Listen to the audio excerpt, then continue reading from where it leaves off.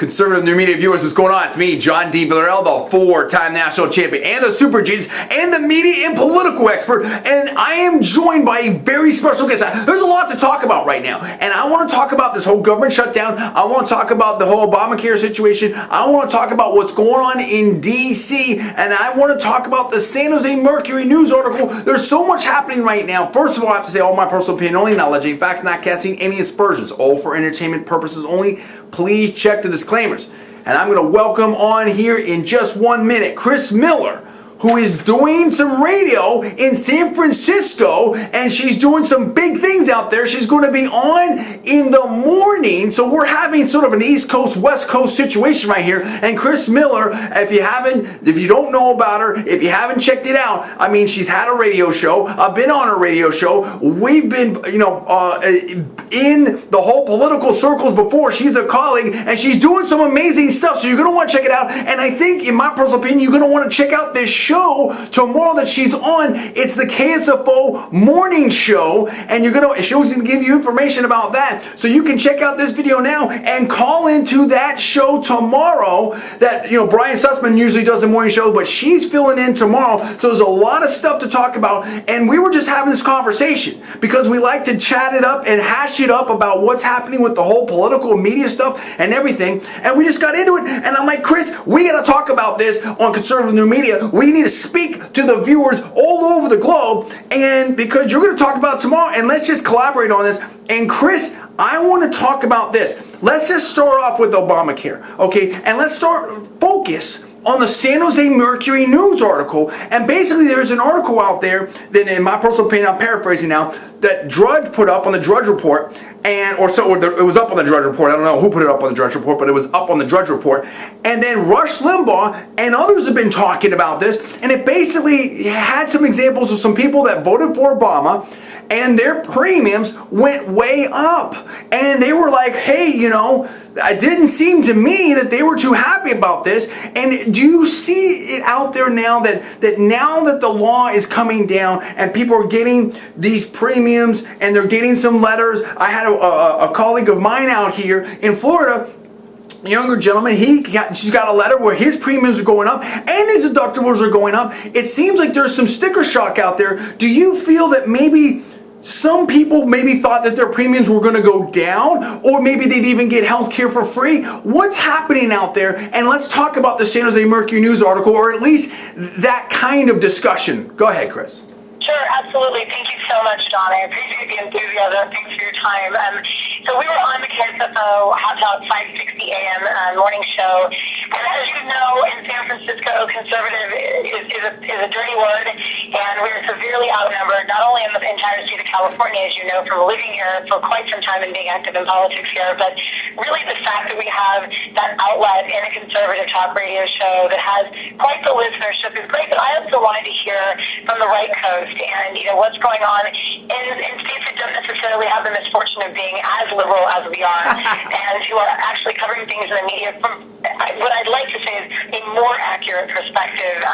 Was happy to see some of the comments made in the San Jose Mercury News today on the Brian Sussman show. As you said, I filled in for 4 hours today with Spencer Hughes as a co-host, and a big portion of our conversation today on Obamacare, or the Affordable Care Act as it's also known, are some of the major glitches that really stand out to me, and also just the way the media parroted the White House, Obama, and Senate and House Democrats that were all basically saying, and with absolutely no fact and information to back it up, that this was going to be much better for the country. Everyone deserves to be insured, spinning it as, the usual entitlement rhetoric that comes from the left. And Obama, as you know, this is his baby, and he will do anything to protect Obamacare. And now we have the House Republicans who are actually standing up and hopefully doing something to the end of, ensuring that this is not pushed through, this does not become actual law, is not implemented for corporations, small businesses, and individuals. But again, we are seeing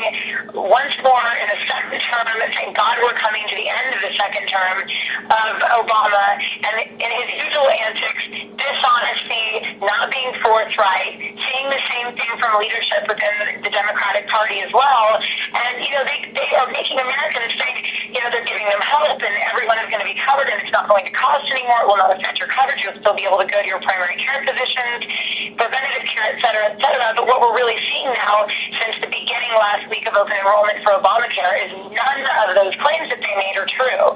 And we even see a very, very liberal news media outlet like the San Jose Mercury News, and also the SF Gate here, which is extremely liberal as well. I wouldn't necessarily call it the best place to receive national news information, but those are just a couple examples here in California of the media finally coming out with the actual facts on this. They're making a huge deal on Fox News and all over conservative media about the technical issues on this open enrollment site, but there are some far more serious short and long-term effects to the average everyday voter and taxpayer. Those of you that thought that this was going to be some wonderful thing and it was prepackaged, with this glossy wrapping paper, and now we're seeing that it's a bunch of BS as usual, and this is not unusual coming from this administration.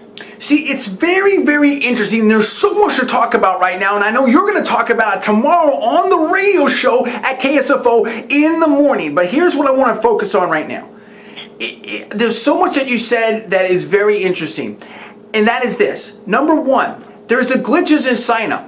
Okay, in other words, people, and I remember seeing it on different channels, and whether it was CNN or Fox, there was different places, in my personal opinion, if I'm remembering correctly, that were all trying to sign up, and people seem to be having some problems just signing up. And here's the thing: if this has been sort of contemplated now for many, many years, why wasn't it ready? That's number one. Number two, let's go back to what I was talking about before, and what we were talking about, which is the San Jose Mercury News article. If I remember correctly, I think there was a gentleman in there who again voted for Obama, and whether he did or didn't, it's sort of besides the point. But it kind of creates that's something else perhaps to think about. But here's the thing: I think if I'm remembering right, he said that his premiums, healthcare premiums for his family, were going to go up around $10,000 a year. That is big money for most Americans. And do you think, Chris, and I'll get back to what I want to say here in a second, but I want to get you in on this. Do you think that maybe some people, perhaps, maybe a lot of people, had a possible perception that the quote-unquote rich, maybe the super rich, were going to basically foot the bill, and that maybe that their premiums were going to go down, or that a lot of people were going to get Obamacare or the Affordable Care Act, basically health care, for free? And that now that sort of reality's hit, are we seeing that maybe this is more, that maybe more people's premiums are going up than perhaps people thought, and that this is maybe hitting the middle class squarely when they also have been struggling through this anemic recovery? Go ahead. Absolutely. So you actually brought up a point that I was just about to get into, and this is a very important point, and this is something that Obama and your liberal news media really are going to work very hard to keep out of the mainstream national media, is the fact that really at the end of the day, the largest percentage of individuals that will be required to be under the Affordable Care Act, or Obamacare as we know it, will be largely middle class. And this was a big part of what the San Jose Mercury News article was in fact about. There were quite a few instances where the media has given information of individuals going on to check their premiums, comparing and contrasting, losing the type of coverage they have, not having availability to the same physicians, and largely for individuals and also for families and married couples, which, by the way, there is a marriage penalty for a very large percentage of individuals where there's a higher cost for married couples as well. And we see so much of that marriage penalty and taxation as well coming from our Democratic legislature. Now, you are correct. There's a huge entitlement sentiment across the country where it's so easy to pander to this very large percentage of U.S. citizens that will be required to be under this health care. Now, to some degree, the ultra-rich are going to be flipping the bill for this, but what people don't understand is, again, very large percentage of middle class will be actually covering that. So, and you're going to see this coming out. It's already coming out in the news media, most of which is very far to the left. But at some point, the facts are so glaring that even the media cannot cover up the fact that their own health care plans are going to be raised. So I think that Obama and his administration has done a very good job of covering this up until they push this bill through. As Nancy Pelosi so eloquently put it, in a hurry to get off to her Italian vacation or her next plastic surgery, basically made the statement, we have to pass it to see what's in it. And that really was not a joke. It was not tongue-in-cheek. When we're looking at this play out now, and the actual interpretations of dollars and the things that affect the everyday individual, the everyday household, there is some truth to that. So now we're seeing all the truth come out. What we're seeing trickle in is issues like the family glitch, which will render 500,000 children without coverage. And here, liberals are all, they're using the bleeding heart. Oh, children need to be covered, and there are hundreds of thousands of children in the country, if not millions, that aren't covered, et cetera, et cetera. But, to that point, we all agree that it would be great and wonderful if every single individual, including children here across the country, have coverage. I don't believe out of entitlement, but it's a grand notion. It's a great idea. It's fantastic, but there's so many ideas that come out of the federal government that look fantastic on the surface, but are not sustainable financially, and that we also do not have the infrastructure for it. So I think we're seeing just a classic example of this current administration, the Obama administration, pushing legislation through, blocking Republicans that are wanting to spend more time on statistics, financial data, finding out the feasibility of something like this. This is very serious what this can and will do to our economy. And I want listeners to understand that. We touched on that a little bit today. We're going to touch on it a little bit more on the morning show in KSFO tomorrow. But you are absolutely correct in saying that the middle class is really, in large part, the group that's going to be the most affected and really screwed, for lack of a better term, when it comes to Obamacare. There are some subsidies existing, of course. There's always going to be entitlements attached to any Democrat-approved and, legislation or law that's put into effect. We know Obama is king of entitlements, and this is just another example of that idiocy in Obamacare. See, there's so much to talk about here, Chris, and you're just getting me thinking, and I'm loving this conversation because there's so much to talk about, and these are important issues out there, folks, that we need to talk about. And I want to hear from you, and I know that Chris wants to hear from you. Now, here's the thing. If we put this all together in a very quick summary, because to move on, before we move on to the next point, because I think you have to put it all together. Remember, in my personal opinion, I believe that, President Obama was saying that a lot of people's premiums might go down. Maybe I'm remembering that wrong. Maybe I'm wrong about that. But that's there's a percentage of people whose premiums will go down, but it's an extremely low percentage. No, absolutely. Information out. And we're going to give the other side of that too, because obviously, if you have pre-existing conditions, I believe there was a woman in the. Well, let me just talk about that right now, real quick, and I'll get back to what I was thinking about. In the San Jose Mercury News article, where her premiums did go down, but she had a pre-existing condition and stuff like that. So there are some people that their premiums are going to go down. But I just believe, in my personal opinion, that there was this larger perception, and Obamacare was maybe sold politically as something that was going to bend the cost curve and bring costs down and bring premiums down substantially for a lot of Americans. And I think and you could keep your doctor, you could keep your health plan and all that type of stuff. And I think what we found, Chris, and I'm just going to rattle off some things here real quick, is that we've seen where employers have been cutting people back down to part-time, have been cutting jobs because of Obamacare. We're seeing that a lot of people are finding out that maybe they can't keep their plans because their employers are dropping plans or premiums are going way up. Premiums are going up for a lot of people. This is hitting the middle class. This is hitting average Americans. How many people could really afford $10,000 increase in healthcare premiums right now in this economy? Well, honestly, why should Americans be asked to sustain even higher healthcare in a healthcare system that was not truly reformed by the federal government? It was basically broken and neglected by the federal government. Again, going back to the original conversations years ago in Obama's first term, where he made promises to bring healthcare, affordable healthcare to every American in the country, whether he meant every American in the country that's legal or illegal, didn't get into specifics on who was going to pay for it. Again, that's a novel concept, but something like this has to be rolled out methodically. There has to be a very, very lucrative understanding of the short and long-term financial effects to the average everyday American. The numbers are important. This is what people care about. Why does Obama have the right to take away the free enterprise option of privatized healthcare and call this healthcare reform, which it clearly is not? This is not reform. They scrapped our old system of healthcare, ran into this blindly, and really this is just a big political move for the push going into this next presidential election cycle. That is one of the very unfortunate things about this. And it's so easy for impressionable old voters to be used in this way, and they're easy targets. Until now, we're seeing all of this coming out in the media when it's what some would call too late, and I have to applaud, and for once in quite a while, I'm seeing something that Republican leadership is doing that resonates with the average everyday American, and I hope to see going forward in this fight to defund and derail Obamacare. I would like to see Boehner and other, House and Senate GOP leadership for Republicans to really stand up and defend the rights of the average everyday American and the middle class, who for the most part their insurance is going to be drastically changed, and whose premiums may in fact go up a significant amount. I don't want to pay another $2,000 a year for health insurance. I'm already paying through the nose for health insurance for myself and my 2 children. And that's something I take responsibility for. Right. I don't have it covered. I'm not on welfare. I have my own private health care insurance for, the 3 of us in my family.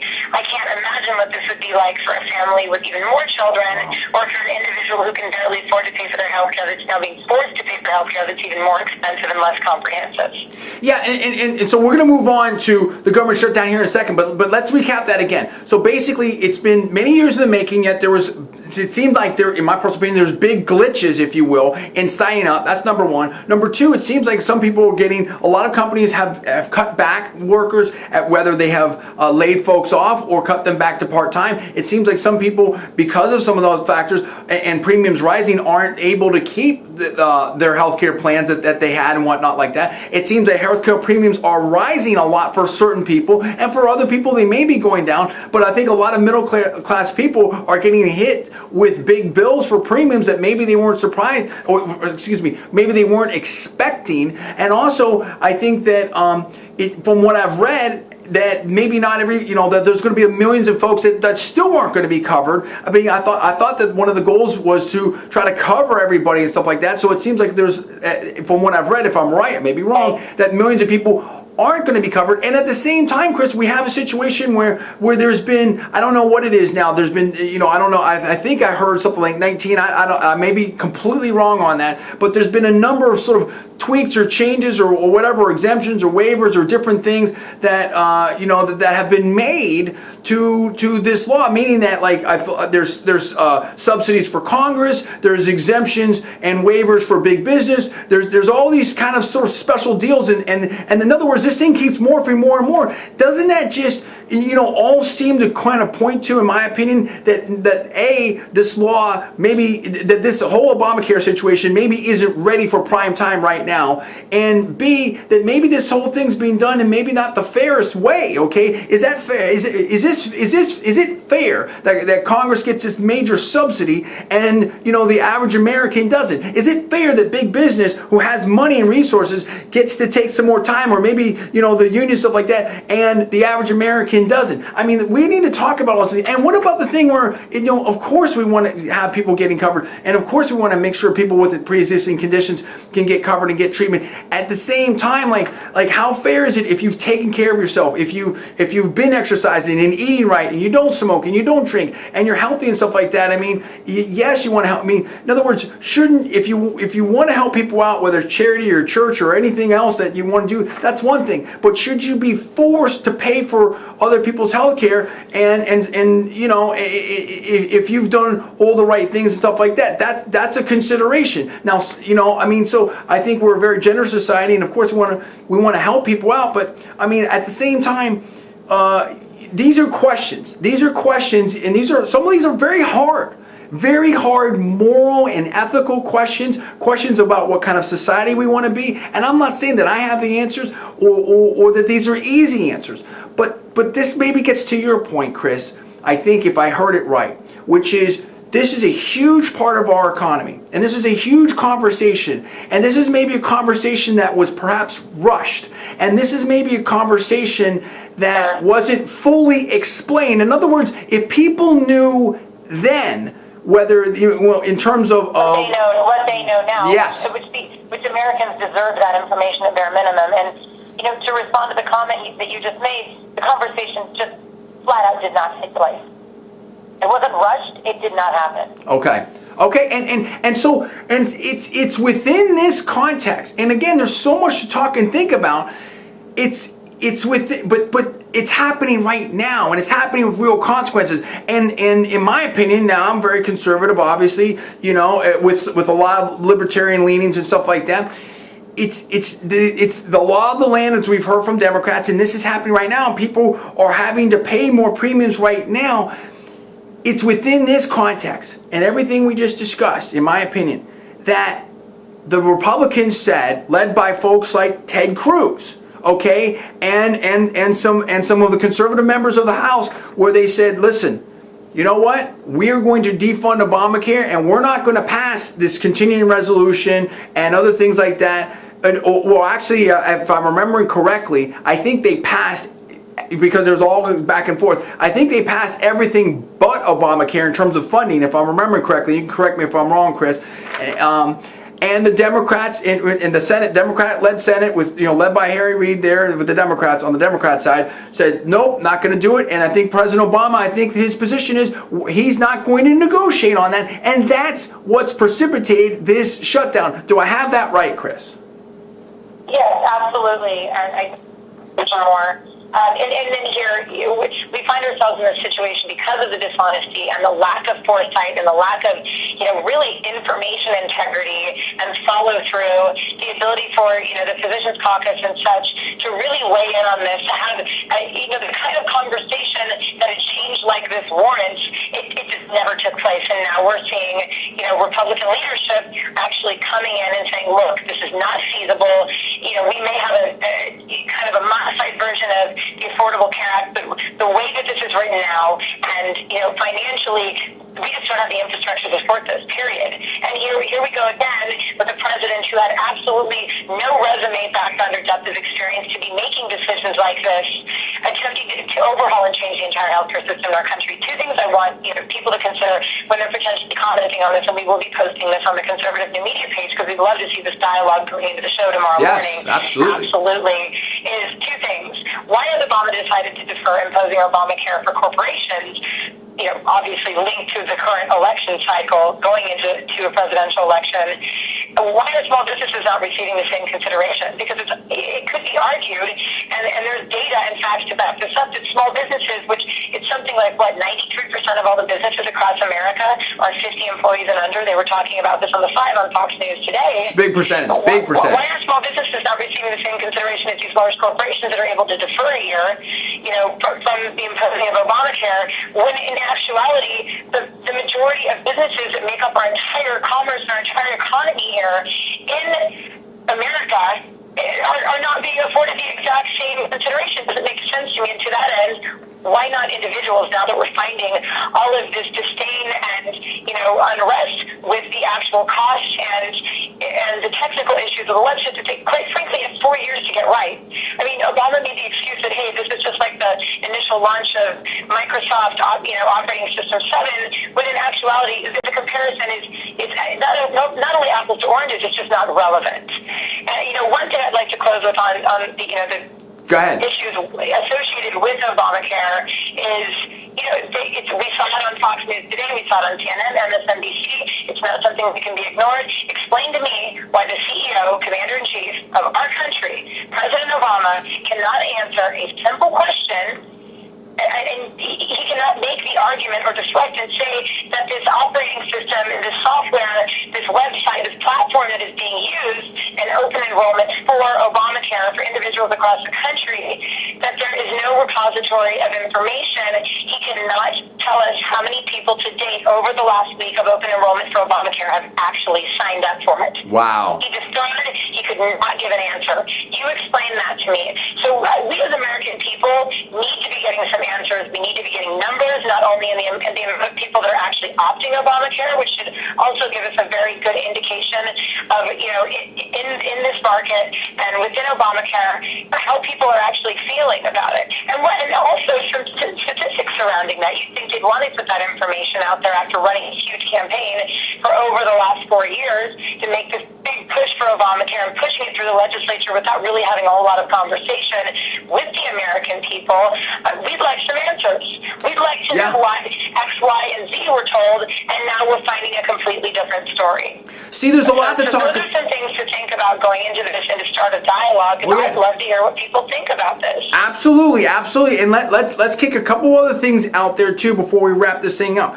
And that is, we've already talked about some of this, but let's talk about who's winning and losing. I think that the sort of the conventional wisdom was, if there was a government shutdown, the Democrats like that, and the Republicans were going to lose, and the media and all. In other words, it was going to be sort of like the previous government shutdown when Bill Clinton was in office and stuff like that, where the perception was, at least within the mainstream media, in my personal opinion, is that the Republicans lost. But see, I question whether I don't think that the Republicans are losing on this, Chris, because a number of things. One is, in my personal opinion, I think with the way that this whole World War II memorial thing's been handled, with some of the other news reports out there about how certain parks are closed, it's just the way some of the shutdowns been handled. I think that perhaps the Democrats and Harry Reid's comments about how with Dana Bash's question about what's wrong with funding the NIH that could help some cancer patients out there, do the Democrats risk coming off looking mean? Number one. The other thing I want to touch on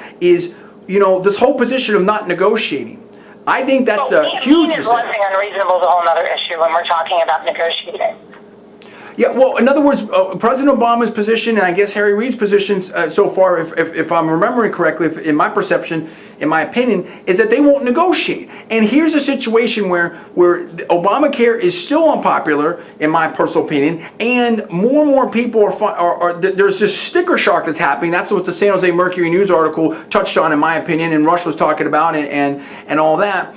And so the whole shutdown was precipitated in part because of this whole Obamacare thing. So you have an unpopular law that people are finding out about, that maybe perhaps becomes more unpopular with the glitches and all the stuff that we've been talking about. And now the Democrats, who do you think's winning in this shutdown thing, number one? Number two, do the Democrats, do you think they're coming off as looking perhaps mean, or do the Republicans look worse in this? And what about President Obama's position of not negotiating? And where do you think the average American is on this, Chris? Because I know you're going to be talking to a lot of people tomorrow on the show. Sure, absolutely. And we've also been talking to a couple of conservative leaders across the legislature, not only on the House, but also the Senate side. Obviously, this debate is resting within the House currently. And yes, I do think that there is always the risk of the perception that the Republican Party has gotten into this whole perpetuation of being viewed as, being insensitive and, being so anti-entitlement to the point of being unreasonable. But I don't necessarily feel that in this particular issue that is the way that the GOP is being viewed necessarily. So, and that's obviously of great importance, and I'm glad that you brought that up. We did talk about that a little bit today. Obviously, the liberal news media is wanting to paint a picture of House leadership on the Republican side as being unreasonable and being impossible and trying to block something that is, that is going to happen anyways, and all of these catty comments by the president himself that, who's winning and who's not winning. Well, we're going to win this either way. And really, I don't think it's a question of who's going to win this. I think it's a question of whether or not Republican leadership is going to step up and actually put their money where their mouth is and take this another step further. It's one thing to have a government shutdown, which they've been calling it in the media, but in actuality, it's a government slim down. So we'll get into that a little bit, because that is an inaccurate term to use, given all of the agencies that are still running properly. 83%, I believe, to date, close of business today. So it's a slim down, and basically this is the Republicans playing hardball, and it is my hope that in this next round, forcing the derailment of Obamacare, the Affordable Care Act, and attempting to defund it, which, I know there's many Republicans that are kind of coming out of the woodwork, so to speak, and have really taken a leadership role in this, one of which is Senator Ted Cruz, a Republican representative in Texas that's really been getting a ton of, very positive, even from Chris Matthews, of all people, not that I would use that as a benchmark of success, but that are receiving positive feedback in what they're doing to attempt to force the hand of House Democrats and really dial this back a bit on Obamacare and say, hey, look, what are we doing here? Why are these conversations, not conversations we were having over the last 4 years that Obama was pushing so hard to push this legislation through the House and Senate? I mean, again, going back to the Nancy Pelosi comment, the conversation never took place, and it's taking place after the fact. It's unfortunate, but I feel that Republicans are taking every step that they can to make sure that these issues are addressed so that we don't end up with a healthcare system that's not only not financially sustainable, but that's hurting a very large percentage of the average middle class across America. I think those comments I think you touched on a lot of great things there, Chris. No question about it. And we're seeing, Senator Ted Cruz and Senators Mike Lee and Senator Rand Paul out there and others, out there being very strong and have really, taken the forefront on this. And we've seen, a lot of the conservative members of the House, and in fact, Kevin McCarthy out there from California, obviously, was on the shows recently, and he's been talking about that. I mean, let's talk about that. Where do you think that some of these more conservative members, even if they're, newly elected or recently elected, like a Senator Ted Cruz from Texas, how are they sort of, where do you feel like the balance of power is within the Republican Party with some of these more conservative members versus leadership like Speaker Boehner and some of the normal DC insiders like let's say John McCain, Senator John McCain? Sure. I don't want to get into this too much because obviously we could be here all day, and you and I are obviously in the past on radio shows and also being published on in internet pieces and political.com, etc. We could be here all day pointing the finger at our own party, which I'm more concerned about the actions of my own party and how they represent me, politically or as an individual. And so we brought up Senator Ted Cruz. I feel that also you have to consider this on the political stage with everything that's going on right now with the budget and the debt ceiling and the possible derailment of Obamacare. Really what it comes down to, and I don't know if this is something that you would agree to, so definitely chime in if you do not, it comes down to political opportunism. So although you and I are both conservatives and we tend to be on the same side of the fence on some things and not on others, at the end of the day, these individuals like McCarthy and Cruz and Boehner, at the end of the day, although they may be on the right track to do the right thing, and Boehner much more so, I think, than any others right now, and thank God that there are others within not only the Tea Party, but that are a little bit further to the right that are standing up right now in a leadership role. And we saw this from a filibuster that took place, surrounding Obamacare, enforcing the hand of House Democrats. Unfortunately, at the end of the day, and I know that that listeners don't want to hear this, but there is a large component of political opportunism that always exists. That is my big concern with Speaker Boehner. I think we've seen a lot of really bad decision-making, bad leadership, and very opportunistic decision-making process coming from him.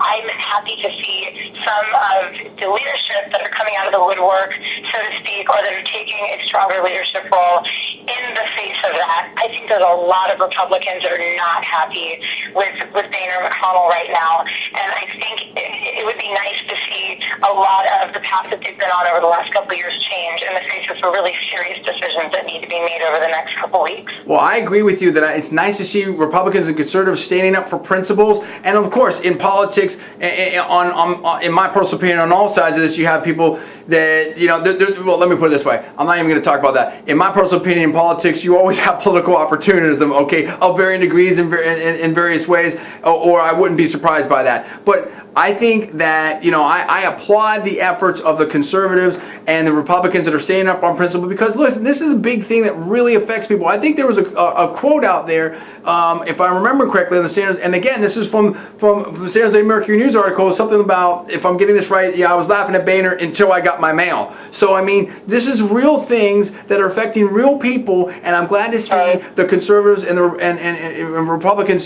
standing up for their principles. But let's wrap it up in this way, because I know, you got to get ready for a show, and we're excited for this show, and, I'm going to be calling in, and I want to hear from our listeners and viewers out there about what you think and get the comments on this, because Chris is going to read them, and that can tee off some conversations in the morning on KSFO. How do you think, Chris, who do you think will, quote unquote, win, if you will? Because I think right now, I really believe that the Republicans are winning in this. I don't know how it's going to end, and it can all change like this. But I think the Republicans are marginally winning, almost day by day, if you will, on this.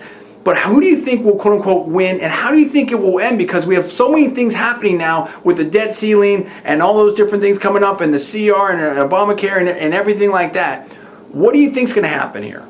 And honestly, it's all rolled into the same conversation as well. These are all linked in one way or another, and if you'd like, you can touch on that a little bit. But I think that we've all been hearing enough of this in the media that everyone has a pretty good idea of, how the debt ceiling and the possible derailment of the Affordable Care Act, or Obamacare as it's better known, how all of these things are linked together. And up until a couple of hours ago today, we were basically hearing from Obama and the White House and House Democrats that they were completely unwilling to sit down and negotiate, have a conversation, completely unwilling to budge.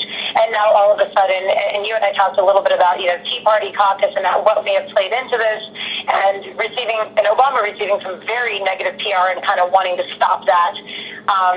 His baby, so to speak, in Obamacare being affected by that. We saw a shift today. Now, whether or not there's some validity there, and whether or not that actually leads to a tangible negotiation and a positive response from liberals within the House and Senate and Obama specifically, I guess that that remains to be seen. And I think we're going to see this fold out a little bit more over the next 24 to 48 hours. So this will be very interesting to see where it actually ends up. Again, I would like to stay away from the conversation about this being a who's going to win and who's going to lose situation. I would like to see Republican leadership stand firm, make some decisions on what they're willing to negotiate, what they're not, and stick with it. This is something that this is behavior from the GOP that should have happened 4 years ago, right, when this conversation was first taking Absolutely. place. And I understand that there was a lot of hardball played by the president and his administration, as well as House Democrats at the time.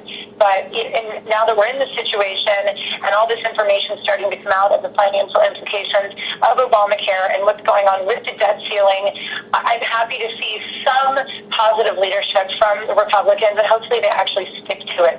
I mean, I hate to say this, and I did say this on the radio show this morning. We're going to talk about this a little bit more tomorrow, but a lot of Republicans have been saying, and a lot of Republican leadership, the constituency of John Boehner, that he has basically been concerned with one thing and one thing alone: keeping his position, staying in power, not rocking the boat, and quite frankly has done a whole lot of talking and a whole lot of over-emotional rhetoric and far too much bending over and kissing his own ass, quite frankly. So for lack of better comparison, I feel like there's a lot of Americans and Republicans in specific that would like to see him and other leadership within the House step up and actually do something about the situation that has been created, and in part because of the lack of leadership coming from Republicans over the last couple of years surrounding this issue. Well, listen, I'm not ready to make a full... Well, let me say this. I agree with you that I'm not trying to be... Sarah, you don't have to. And hey, I gave you your plug for the Tea Party. As much as you know I hate this, I will have to admit that the Tea Party movement has done a lot to support the current efforts of Republican leadership against the White House's efforts to, quote, win this battle, which I sincerely hope that in the end that is not what ends up happening, and that we're not going to see that play out over the next couple of weeks. But I do think there's been a very, very strong Tea Party involvement in this whole potential negotiation process as well. I'm sure that's something to expand upon.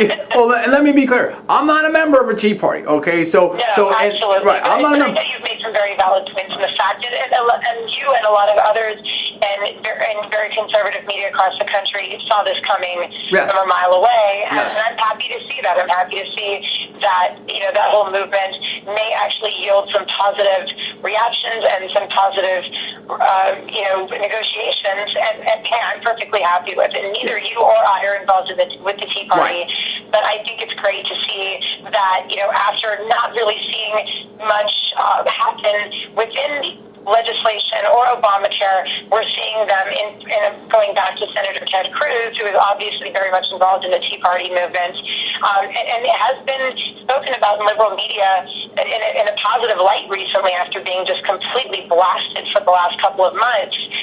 now the media is starting to see that this man and the leadership surrounding him really do have some serious power within the negotiating process here.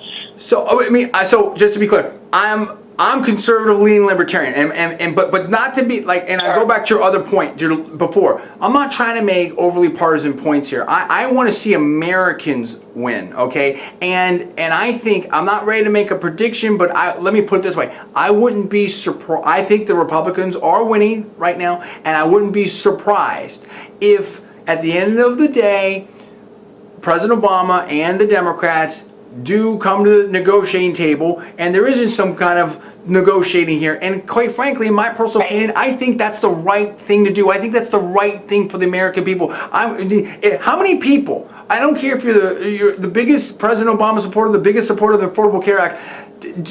How many people believe that the law, as it's being implemented, not just as it's written, but as it's being implemented with the various waivers and subsidies, whatever, is perfect right now? Don't you think perhaps that it could maybe be improved? Not only perfect, but does it make sense? Does it make sense for Americans? Is this the right fit?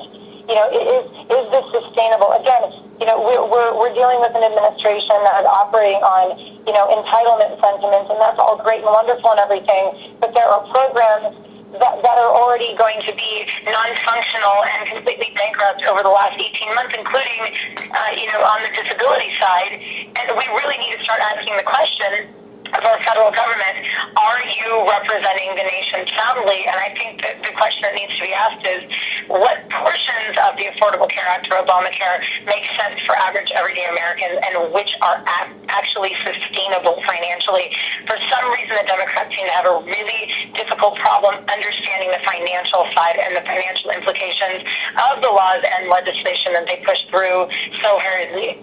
So I think that I'm not going to predict it, but I wouldn't be surprised if at the end of the day there isn't some kind of negotiation, and I think that that's a good thing. I think at the very least this thing needs to be A, improved, and B, implemented, in my personal opinion, in a fair and equitable manner. And but of course, being a conservative, and I would love to see the whole thing repealed. Okay, and I favor. Sure. At the end of the day, if that doesn't happen, what kind of negotiations will we be able to come to? And it's inevitable that some portions of this law are going to have to change, just in light of what we're seeing over the last week of the beginning of open enrollment for Obamacare. Right, because and this is a much longer conversation. We can do it another time. But I believe that the best way to get the best care to the most people is through private solutions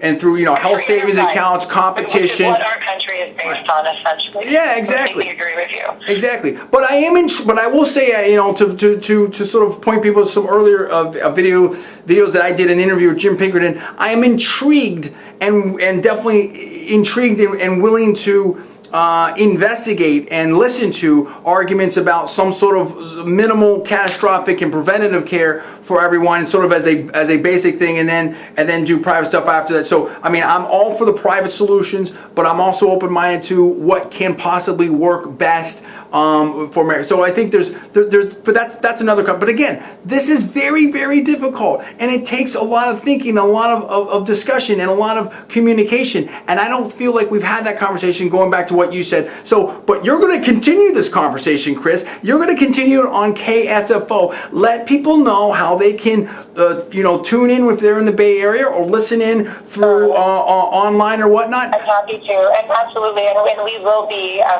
having live coverage of this negotiation, which is essentially playing out as a political showdown. I hope to see, in the first, fingers crossed that in the first couple hours during the show tomorrow, we start to see a little more explanation of why Obama has decided to go to the table and negotiate with Republicans, and to attempt to deal with his relationship issue that he clearly has in bridging the gap. So it's KSFO Hot Talk Radio, 560 AM in the Bay Area here in San Francisco, California. But for those of you that are outside of the state, I know most of your viewers, listeners, and followers are, they're all over the country, quite a few on the East Coast, New York, Boston, Florida as well. You can check out the podcast live on KSFO.com. And I know that you're going to post that on conservative media as well. And thanks for that. And also myself and members of the staff that are going to be working on the show tomorrow, would love to hear from you. The number is 415-808-5600. Again, that's 415-808-5600. So if you'd like to call and weigh in on that, we will be talking about this for the entire 4 hours from 5 to 9 a.m. Pacific Standard Time. So that is obviously going to be a little bit later for you, so it's maybe a little bit more palatable for your morning commute, depending on where you hail from. But we'll definitely be talking about this again tomorrow, along with many other issues, entitlements within the illegal immigrant conversation, and God knows it's embarrassing to be a Californian right now when we're talking about that and the national implications of that. Unfortunately, and I guess I have to apologize for my fellow Californians, although I am a conservative, we are seriously outnumbered. They say that as California legislation goes, especially with controversial issues that the federal government is attempting to push on the American people, so goes the rest of the nation. I hope to God for your sake over there in Florida, John, that is not the case. Well, there's so much to talk about, Chris, and I plan on calling in. We're going to continue this conversation, and I want to hear from the conservative new media audience all over the world. And what do you think about this? What are your comments? You let me know where you're at on this. Do you agree with the Democrats? Do you agree with the Republicans? Do you have a different view? How do you think it's going to end? What do you think about the San Jose Mercury News article? What do you think about what Rush says? What do you think about what we said? We want to hear from you. I definitely want to hear from you. Give me the comments below. Chris may be checking out those comments. I'm going to post it up in the Conservative Media group. She might be checking those out, and then that can continue the conversation. She may even talk about one or more of these comments on the air. I'm absolutely happy to engage with your viewers and on your social media. It's great. That is the best thing we can do going into the show, to give me an idea of what people across the country are thinking of how this is playing out, or any other political issues that are weighing really heavily on your mind. So I will be absolutely engaging with you on Conservative New Media, on their Facebook page, and definitely call in, chime in. If you're angry, be angry, call in and tell us why you're angry. If you feel like there should be some solutions coming from House Republicans in this push to force the hand of Obama, and House Democrats, tell us that as well. Give us your ideas. I'm happy to engage with you over the next couple of hours. Something tells me that, John, as you have done many times, I'll probably be pulling an all-nighter, so I'm happy to hear from you. And I will be addressing some of your questions and comments on the show live tomorrow on KSFO as well. That's awesome. How awesome is that? So check it out. This is what I'm talking about. Chris Miller, she's on KSFO, 5:60 a.m. You can go to KSFO.com and check it out. Listen live there. If you're in the Bay Area, you can listen live on the air. If you're in the car, whatever like that. It should be very exciting. I can't wait. I'm going to call in and see what's up. That's what we're talking about. We're talking about the Obamacare or the Affordable Care Act, how it's being implemented, what happens with all this, shutdown, who's winning, who's losing, so much to talk about. What do you think about it? You let me know what's going on. That's Chris Miller. I'm John D. Villarreal, the 4-time national champion and the super genius. You're watching Conservative Media. Thanks so much for watching. Please rate this video up. Also, please post on your social networking sites. Thanks again. We'll see you next time.